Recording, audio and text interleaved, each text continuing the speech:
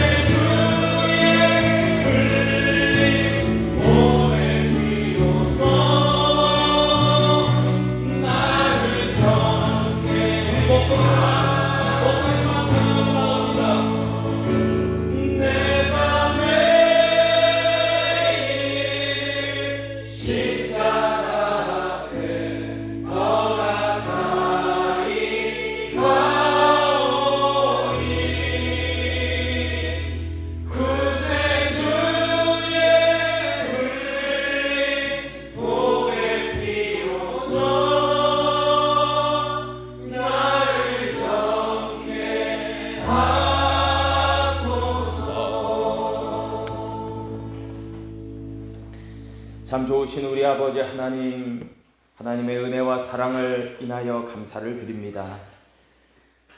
5월 첫날 우리가 수요 예배로 모여 싸우니 다시 한번 우리에게 크신 은혜를 더하여 주셔서 하나님의 영광이 임하고 하나님의 영광을 바라볼 수 있는 귀한 믿음의 백성들 되게 하여 주옵소서. 하나님, 오늘도 하나님께서 우리에게 말씀하시는 그 귀한 복음의 말씀의 메시지가 우리의 삶의 풍성한 영의 양식이 됨으로 말미암아 우리가 이 땅을 살아가면서 때로는 고달프고 어렵고 힘들고 마음 둘 곳 없는 그 상황 가운데 놓여 있다 할지라도 더욱더 하나님만을 바라보고 의지하고 신뢰하는 믿음으로 승리하는 우리 모두가 되게 하여 주옵소서. 예수님의 이름으로 기도하옵나이다. 아멘. 우리 말씀 함께 읽으시겠습니다. 신약성경 요한복음 11장 30절로 44절까지 말씀. 요한복음 11장 30절로 44절까지 제가 가진 성경으로 165페이지에 있습니다. 요한복음 11장 30절로 44절. 제가 먼저 읽고 교독하고 마지막 절 같이 읽습니다. 예수는 아직 마을로 들어오지 아니하시고 마르다가 맞이했던 곳에 그대로 계시더라.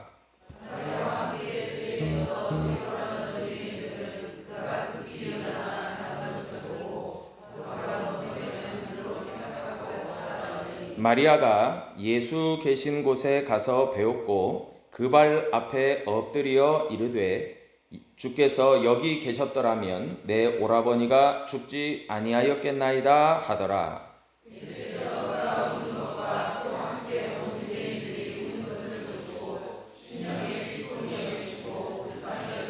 이르시되 그를 어디 두었느냐 이르되 주여 와서 보옵소서 하니 이에 유대인들이 말하되 보라 그를 얼마나 사랑하셨는가 하며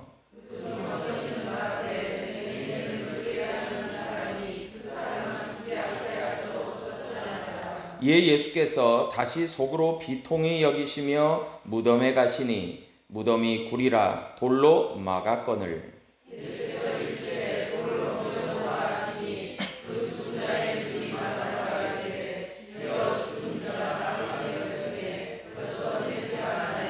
예수께서 이르시되 내 말이 내가 믿으면 하나님의 영광을 보리라 하지 아니하였느냐 하시니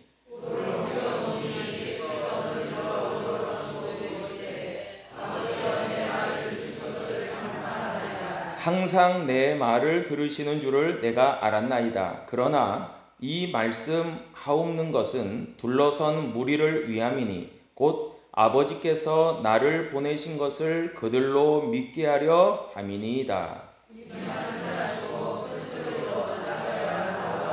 같이 읽습니다. 죽은 자가 수족을 배로 동인 채로 나오는데 그 얼굴은 수건에 쌓였더라. 예수께서 이르시되 풀어 놓아 다니게 하라 하시니라. 아멘. 할렐루야. 오늘 5월 첫날이자 무슨 날입니까? 오늘이? 근로자의 날. 다 근로하셨나요? 근로하시는 게 아니라 근로를 안 하고 놀러 가신 분들이 좀 몇 분 계신 것 같은데 아무튼 쉬기도 해야 됩니다. 잘 쉬어야 됩니다. 오늘 말씀 요한복음 11장 30절로 44절을 본문으로 믿을 때에 하나님의 영광을 볼 수 있다라는 제목을 말씀 함께 나눌 텐데요. 우리 말씀 함께 나누기 전에 잠시 좀 소개할 분이 계시는데 저 뒤편에 우리 제가 소개 좀 해드리고 싶은데 현재 부여중앙성결교회에서 부목사님으로 사역하시는 이병권 목사님 그리고 사모님 유하영 사모님 뒤에 또 아들 이렇게 오셨는데 아들 둘이죠. 두 아드님과 함께 귀하게 방문하셨는데 특별히 유하영 사모님께서는 제가 2002년부터 2007년 12월에 사임하기까지 제가 백운성결교회 대전에 있는 부목사로 사역할 때 제가 중고등부 학생회 사역을 한 4년 이상 한 것 같아요.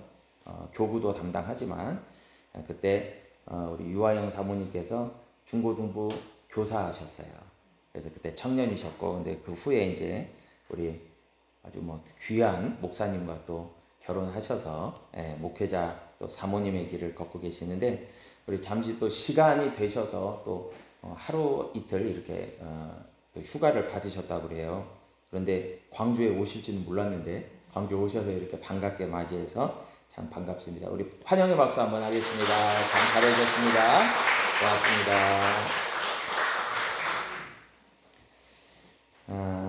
참 반갑고요. 제가 전에 부여 가서, 제가 부여중앙성결교회 세미나 있을 때도 가서 뵙고, 그리고 또 서산성결교회 또 중고등부 연합성회가 있을 때 제가 가서도 또 목사님 사모님 뵌 기억이 납니다. 아무튼 반갑고 그렇습니다. 오늘 이 본문을 통해서 믿을 때에 하나님의 영광을 볼 수 있다. 한번 따라 하실까요? 믿을 때에 하나님의 영광을 볼 수 있다. 아멘. 우리가 지난 시간을 통해서 마르다에 대한 새로운 시각과 그 관점을 가지고, 마르다가 참으로 훌륭한 믿음을 가지고 그가 예수님을 맞이했다. 그리고 예수님께서 마르다를 통해서 또 주신 귀한 메시지를 우리가 함께 나누었죠. 오늘의 주인공은 이제 마리아라고 할 수 있고, 또 마리아가 시작을 하고 있습니다. 지난 시간에 살펴본 대로 예수님께서 베다니에 방문하실 때에, 베다니를 찾으셨을 때에 이미 오라비 나사로는 죽은 지 나흘이죠. 그리고 마리아는 집에서 조문객을 맞이하고 있었고, 그리고 언니인 마르다는 이제 예수님을 마중하러 밖으로 나갔던 그런 상황이었습니다. 그런데 이제 마중 나갔던 언니 마르다가 집으로 와서 그 동생 마리아에게 다음과 같이 이야기를 합니다. 28절 본문에 보니까 가만히 그 자매의 마리아를 불러 말하되 선생님이 오셔서 너를 부르신다. 그렇게 일러줍니다. 집에서 슬픔 가운데서 조문객들을 맞이하는 역할을 감당했던 마리아. 그러나 마리아는 주님을 너무나 사랑했던 여인이었기 때문에 마르다 못지않게 예수님을 한 걸음에 달려나가서 예수님의 품에 안기고 그렇게 하고 싶었던 마음이었지만, 이제 언니에게 양보하고 그는 집에 있었던 것이죠. 그런데 언니인 마르다가 선생님이 너를 부르신다 라는 이야기를 듣고는 한 걸음에 달려가게 됩니다. 참 어느 면에서 보면 우리도 그렇잖아요. 너무나 그 마음이 간절한 마음이 있으면 참 그런 상황 속에서도 정말 주님께 목 놓아 울고 싶고 그 슬픔을 위로받고 싶은 그런 마음이 있었겠지만, 이 마리아가 더욱 그랬죠. 29절로 30절의 말씀에 보니까 다음과 같이 말합니다. 마리아가 이 말을 듣고 급히 일어나 예수께 나아가매. 급히 일어나죠. 여러분, 믿음의 사람들의 특징이 있어요.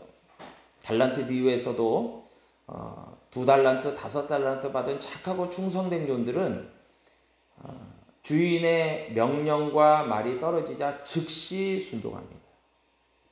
믿음의 사람들은요, 우물쭈물하고 우왕좌왕하고 뒷걸음질 치고 머뭇거리는 사람들이 아니에요.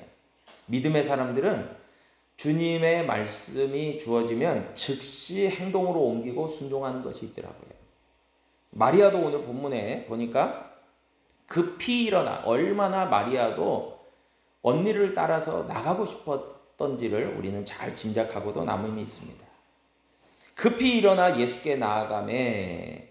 예수는 아직 마을로 들어오지 아니하죠. 그러니까 예수님께서는 천천히 그 베다니로 들어오고 계시는 중이셨고, 마리아가 급히 서둘러서 쫓아나가 보니까 마르다가 맞이했던 곳에 그대로 계시더라. 그대로 예수님은 그 자리에. 그러니까 마리아가 오기까지 기다리신 거죠. 예수님의 마음도 마리아의 마음과 동일하다라고 볼 수 있죠. 마리아도 주님을 정말 너무 배우고 싶었고 그런 마리아를 아시고 예수님도 마리아를 기다리고 계셨다라는 거죠. 그리고 이제 우리가 32절로 보니까 마리아의, 우리 지난 시간에도 이야기 나눴지만 마리아가 예수님을 맞이하는 태도와 모습이 잘 32절에 드러나 있죠.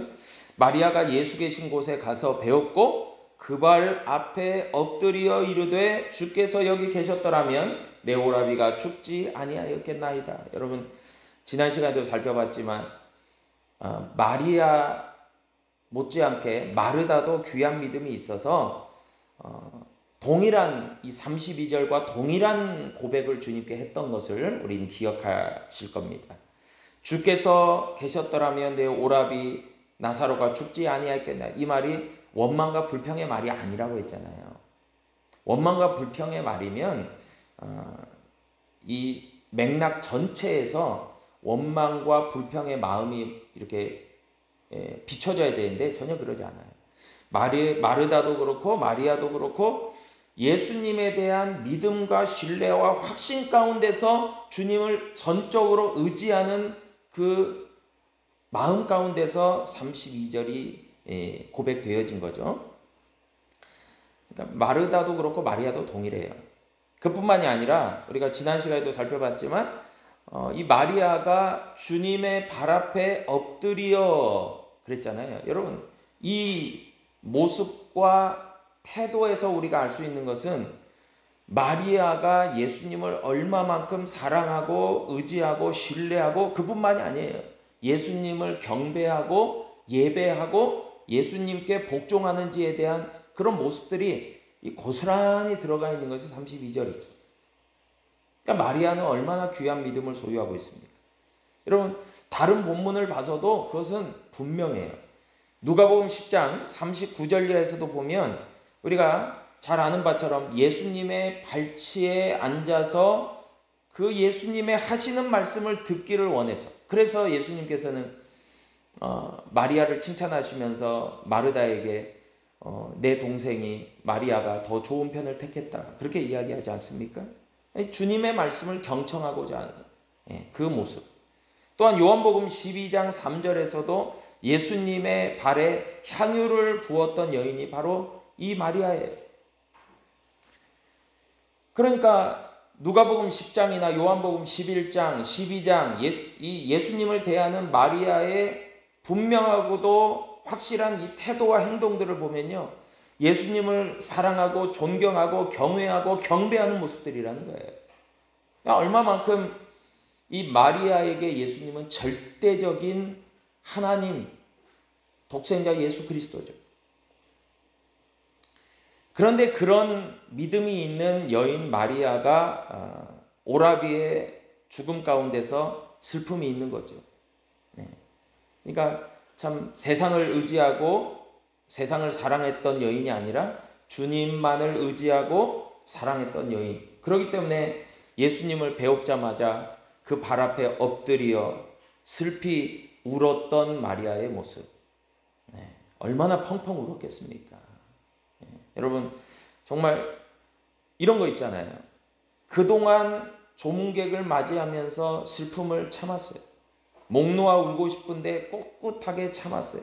그러나 너무나 사랑하고 의지하는 예수님을 보자마자 울음보가 터지는 거죠. 예수님께 목 놓아 우는 거죠. 주님 앞에서. 여러분 본문 33절로 34절에 보니까요. 심령의 비통이 여기시고 불쌍히 여기사 이르시되 그를 어디 두었느냐. 예수님의 어떤 마음도 그대로 이심전심이에요. 마리아의 그 엎드려 통곡하는 모습을 보고 예수님께서도 비통히 여기시고 불쌍히 여기세요. 여러분 예수님의 마음은요. 슬퍼하는 자, 잃어버린 자들, 가난한 자들에게, 가난한 심령의 이들에게 너무 불쌍히 여기는 마음이 있으세요. 그러시면서 예수님께서 눈물을 흘리시더라. 예수님은 우리와 성격이 같은 분이죠. 인자, 즉 예수님은 하나님의 아들이시자 사람의 아들로서 본인을 소개하셨죠. 그런 것처럼 우리와 심정을 같이 하시는 예수님. 그러니까 예수님은 멀리 계신 분이 아니라 우리의 고통 가운데 계시는 분이고 우리의 고통을 외면하지 아니하시고 위로와 소망을 함께 하시기를 원하시는 주님이시라는 거죠. 그러니까 저와 여러분도 분명하게 그런 예수님을 우리가 기억하고 확신하고 믿는다면 여러분 어떠한 어려움과 슬픔에 당해서 정말 주님을 찾고 구하고 주님을 간구하는 저와 여러분 될 수 있기를 바랍니다. 예수님은 우리의 고통을 아신다는 거예요. 나보다 나를 더 잘 아시죠. 여러분 그러면서 34절에 보니까 주여 와서 보옵소서라고 하고 있습니다. 주여 와서 보옵소서. 예수님께서 그를 어디 두었느냐 하시니 그를 와서 보시옵소서. 그 현장 가운데는 이미 언니인 마르다도 쫓아와서 동생과 함께 있었던 것으로 추측할 수 있습니다. 왜냐하면 주여 보옵소서 할 때에 원문에 복수형으로 되어 있기 때문에 그래요. 그 마르다와 마리아 자매의 눈물과 고통을 주님은 직면하시고 눈물을 함께 흘리셨어요. 예수님의 인성 분명히 드러나죠. 예수님의 삼위일체, 성삼위일체, 예수님의 인성이 분명히 드러나고 있는 부분이라고 할 수 있습니다. 예수님은요 성경을 통해서 3번 우셨어요. 뭐 옛말에 남자는 함부로 울면 안 되고 평생에 한 3번 울어야 된다. 그 말 이상한 것 같아요. 우리는요 늘 잘 울어야 돼요. 왜냐하면 운다는 것이 연약해서가 아니에요. 운다는 것은 감정도 표현할 줄 알고 감정이 메마르지 않았다라는 것이겠죠. 예수님은요 누가복음 19장 41절 이하에 보니까 예루살렘 성에 입성하시기 전에 우셨어요. 그리고 두 번째로는 겟세마네 동산에서 기도하시며 통곡하셨어요. 우셨어요. 그리고 오늘 본문 요한복음 11장에 나오는 나사로의 죽음을 통해서 또 마르다와 마리아 자매를 보고 눈물을 흘리셨어요. 참 예수님은 그런 분이세요. 예수님은 슬픔을 함께 하시고 위로의 하나님이 되세요. 이렇게 눈물을 흘리시는 예수님의 모습을 바라본 유대인들이 있었겠죠. 여러분 그 유대인들은 나사로의 죽음에 슬퍼하는 예수님의 모습을 보면서 더욱 이제 안타까워하는 거죠. 그런 상황 속에서 예수님께서 다시 한번 38절을 이야기하십니다. 그를 어디 두었느냐라고 하시면서 이제 안내를 받으셨겠죠. 그러면서 38절에 보니까 이에 예수께서 다시 속으로 비통히 여기사 무덤에 가시니 무덤이 구리라 돌로 막았다. 그렇게 이야기합니다. 유대인들의 그런 장례 문화에서는 물론 너무 가난한 이들은 이게 어려울 수 있었겠지만 그래도 어느 정도 재산이 있는 사람들의 경우에는 돌산에 굴을 파서 그 시신을 안치하고 그리고 입구를 돌로 막는 것이 장례 문화였죠. 그래서 나사로의 경우도 동일하게 이렇게 굴에 안치하고 돌로 막았죠. 예수님께서는 그렇게 무덤에 이르시고 난 다음에 하시는 말씀이 오늘 본문 39절이 말씀하죠. 돌을 옮겨 놓으라. 저는요 이 나사로의 죽음과 이 무덤의 이 장면과 예수님의 십자가형과 그리고 예수님이 이제 무덤에 안치되시고 그리고 부활의 날에 돌이 옮겨진 이것이 굉장히 오버랩이 되더라고요.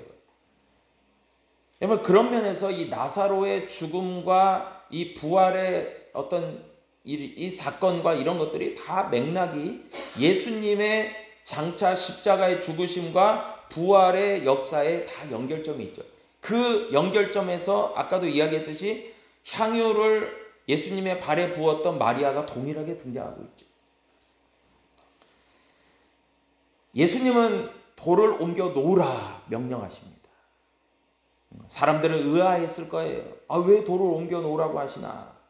마르다도 특별히 예수님께 그리 대답합니다. 예수님, 나흘이나 돼서 이미 오라비 나사로의 시신은 부패가 되어지고 냄새가 심할 건데 왜 돌을 옮겨 놓으라고 하십니까? 그렇게 대답을 했습니다. 그러자 예수님은요, 결론적인 말씀을 하시죠. 40절 예수께서 이르시되 내 말이 내가 믿으면 하나님의 영광을 보리라 하지 아니하였느냐, 그렇게 말씀합니다. 여러분, 여기에서 믿음과 하나님의 영광의 연결점이 있죠. 설교의 제목과도 같이요, 우리가 믿을 때에 하나님의 영광을 볼 수 있습니다.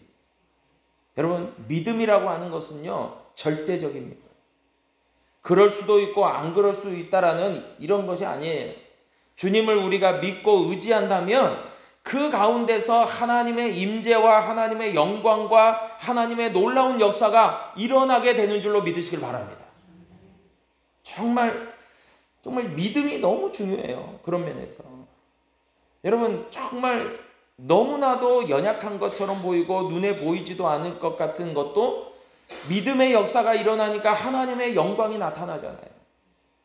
여러분, 우리가 기적의 사람을 우리가 꿈꾼다면 하나님의 어떤 임재와 영광과 어떤 그런 놀라운 기적이 맛보기를 원한다면 여러분, 믿음이 있어야 되죠. 우리가 믿음으로 나아가야 되죠.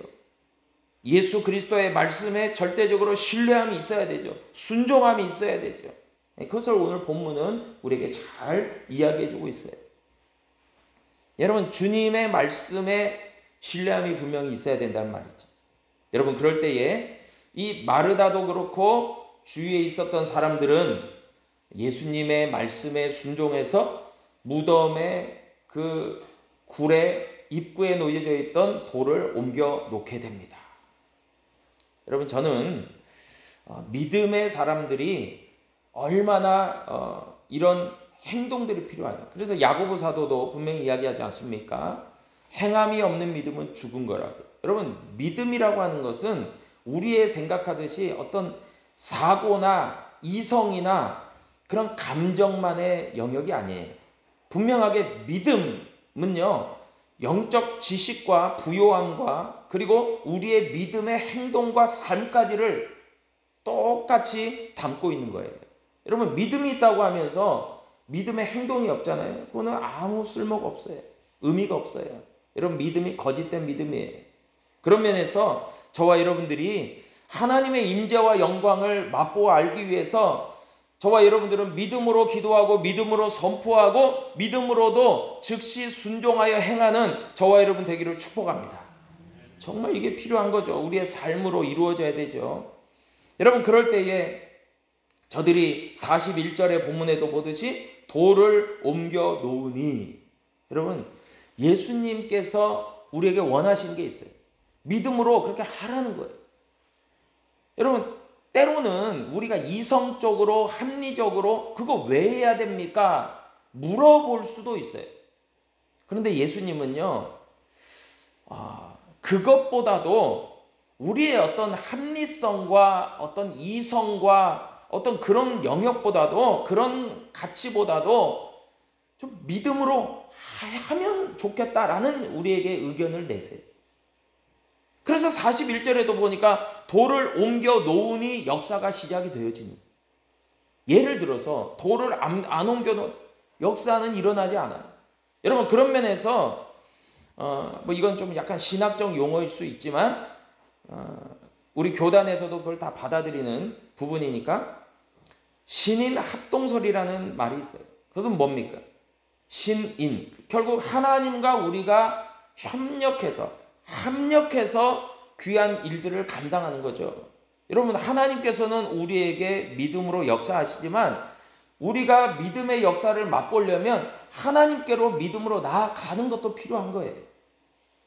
돌을 옮겨 놓으니, 여러분, 그럴 때에 예수님이 41절에 보니까 하시는 게 있습니다. 그것은 뭐냐면 예수께서 눈을 들어 우러러 보시고 이르시되 아버지여 내 말을 들으신 것을 감사하나이다. 이게 결국 뭐겠어요? 하나님께 감사의 기도를 올려드리는 예수님. 여러분 오병이의 기적에서도 보면 예수님께서는 분명히 그 들판에 있는 수많은 사람들을 앉혀놓고 보잘것없는 음식 같은 보리떡 5개와 물고기 2마리를 축사하셨다 그랬어요. 그리고 제자들에게 나누어 줘라 말씀 명령하십니다. 여러분 축사하시는 것은요 감사의 기도예요. 하나님 이 일을 이루시는 하나님께 감사를 드립니다. 여러분 예수님은요 항상 하나님의 뜻이 분명하게 이루어지는 것을 믿고 그것에 대해서 하나님께 먼저 감사한 주님의 모습을 볼 수 있어요. 여러분 우리들은 어떨까요? 우리들은 어떨 때 보면 결과적으로 뭔가가 주어지고 이루어져야 감사가 할 수 있다라고 우리가 생각하는데 그건 주님의 관점에서는 그건 우선순위가 아니에요. 믿음이 있다면 먼저 감사하고 기도하고 믿음으로 나아갈 때 하나님의 역사는 그 다음에 이루어지는 줄로 믿으시길 바랍니다. 이게 믿음의 우선순위예요. 그러니까 예수님께서는 아버지여 내 말을 들으신 것을 감사해요. 여러분 예수님은 그런 말씀도 하셨잖아요. 저가 내 안에 내가 저 안에 있으면 무엇인지 원하는 대로 구하라 다 이루리라. 여러분 결국에 가서 열매가 맺어지는 원리는 어디에 있느냐? 하나님의 뜻이 계신 곳에 내가 있습니다. 그러면 하나님은 역사하시는 거죠. 그런데 우리가 잘 알다시피 우리가 아무리 기도해도 기도의 응답이 내가 원하는 뜻대로 이루어지지 않는다? 여러분 결론은 뭡니까? 하나님의 뜻이 아닌 거예요. 하나님의 때가 아닌 거예요. 하나님의 역사가 그래서 이루어지지 않는 겁니다. 여러분 그러나 분명한 것은 예수님은 지금 베다니의 나사로의 죽음의 이 사건에서 분명히 자신을 드러내시고 밝히시고 분명한 하나님의 죽음과 부활의 메시지를 지금 전하고 계시잖아요. 그렇기 때문에 이 나사로의 죽음은 그냥 단순한 개인적인 차원이 아니라 장차 죽음을 이기시고 부활하시는 생명의 주가 되시는 예수 그리스도의 메시지이기 때문에 이거 분명히 이루어지는 거예요. 그러니까 그것을 놓고 예수님께서는 아버지여 감사나이다 기도하신 거죠. 감사를 기도하신 거죠. 여러분 그럴 때에 놀라운 하나님의 역사는 이루어지고 응답되는 줄로 믿으시길 바랍니다. 여러분 이게 기도의 응답의 원리고 믿음의 원리겠죠. 오늘날 우리가 믿음의 삶을 살아갈 때도 동일하게 하나님 역사하실 거예요. 그래서 요한복음 15장 7절에서도 보면 너희가 내 안에 거하고 내 말이 너희 안에 거하면 무엇이든지 원하는 대로 구하라 그리하면 이루리라. 우리에게도 약속을 주시는 거예요. 주님 안에 있으면 믿고 순종하면 하나님의 임재가 있고 영광이 있고 응답이 있고 기적의 역사가 나타난다. 그것이 주님의 말씀인 거죠. 예수님께서 이렇게 42절에서 예수님께서 이제 기도하실 때에 항상 내 말을 들으시는 줄을 내가 알았나이다. 그러나 이 말씀하옵는 것은 둘러선 무리를 위함이니 곧 아버지께서 나를 보내신 것은 그들로 믿게 하려 함이니이다. 여러분 예수님의 이 역사의 분명한 목적과 취지와 근거가 어디에 있습니까? 무리로 믿게 하기 위해서다. 그렇게 얘기한 거예요. 믿음을 주시기 위해서다. 그렇게 얘기한 거예요. 참 표적 좋아하는 그런 유대인들에게 예수님은 분명한 표적을 나타내 보여주시는 거죠. 참 예수님의 어떤 간절함도 여기에 녹아있는 것 같아요. 그러니까 예수님께서는 분명하게 메시지와 또 분명한 때가 이루어지고 또 하나님의 뜻이 있으면요 분명히 하시는 거예요. 그 일들을 이루어 주시는 거예요. 놀라운 기적을. 그럼 뭘 믿게 하시려고 그렇게 하셨냐? 예수님께서 하나님께로부터 오신 분인 것, 즉 메시아 구원자이심을 믿게 하시려고 그렇게 하신 것이고, 사망 권세를 이기시고 죽음을 이기시고 생명으로 부활의 역사를 이루실 수 있는 분이 주님이신 것을 보여주시기 위해서, 그것을 믿게 하시기 위해서 이렇게 하셨다는 거예요. 그러니까 나사로의 부활은 아까도 이야기했듯이 주님의 부활의 예표 같은 사건이죠. 그리고 또한 장차 우리도 잠자는 자였지만 그러나 주의 재림 가운데서 우리가 주와 연합하는 자 되는 거기 때문에 우리 모두의 부활도 예고하고 있는 사건인 거죠. 우리도 이와 같이 될 것이다 라고 말이에요. 그러니까 이 요한복음 우리가 전체적으로 이 나사로의 이야기도 하고 또 그 이전에 요한복음 10장 쭉 우리가 이어가면서 우리가 뭘 강조해서 설명하고 나누었습니까? 예수님이야말로 부활이요 생명이 되신다. 그 메시지인 거죠.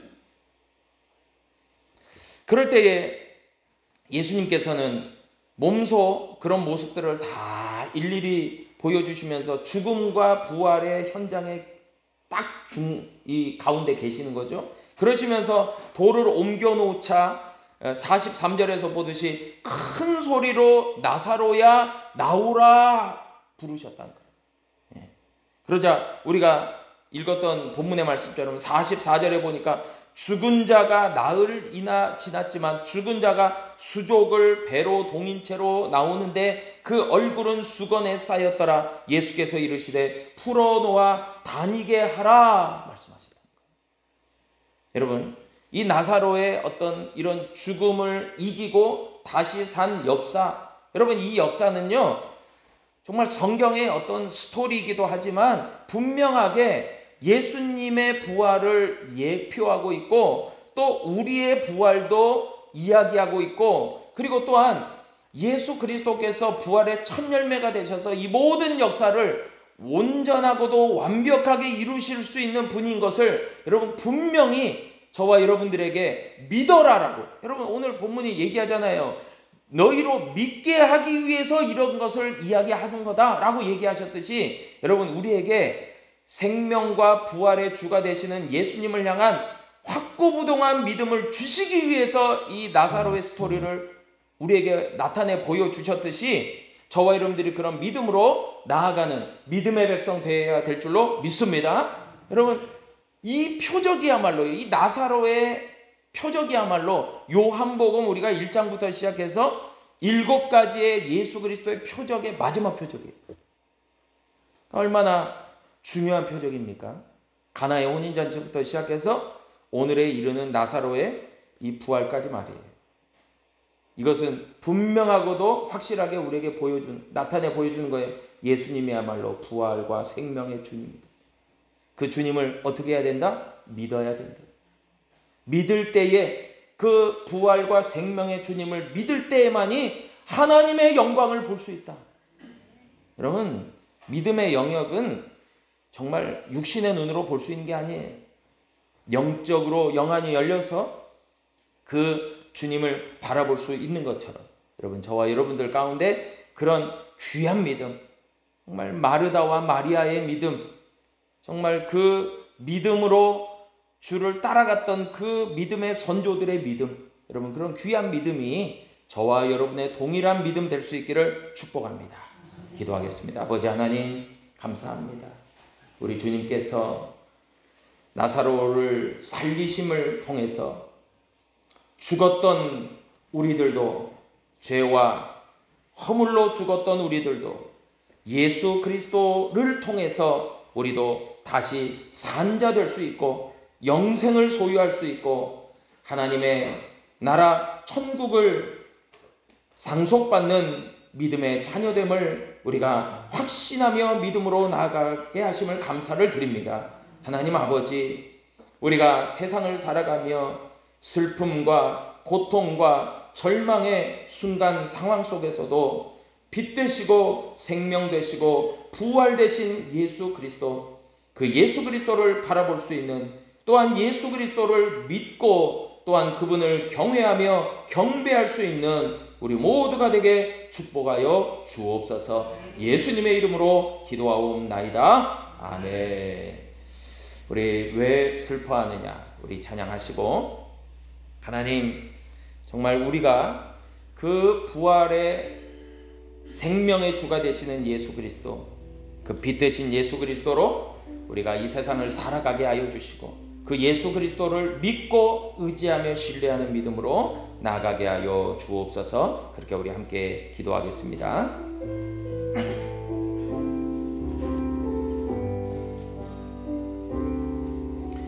왜 슬퍼하느냐 왜 걱정하느냐 무엇 두려워하느냐 아무 염려 말아라 큰 어려움에도 큰 아픔이 있어도 이제 아무 걱정하지 마 내가 널 붙들어 주리 내가 너와 항상 함께 하리라 내가 너를 지키리라 실망치 말고 나를 보아라 나는 너의 하나님이라. 우리 다시 한번 찬양 기도합니다. 왜 슬퍼하느냐 왜 걱정하느냐 무엇 두려워하느냐 아무 염려 말아라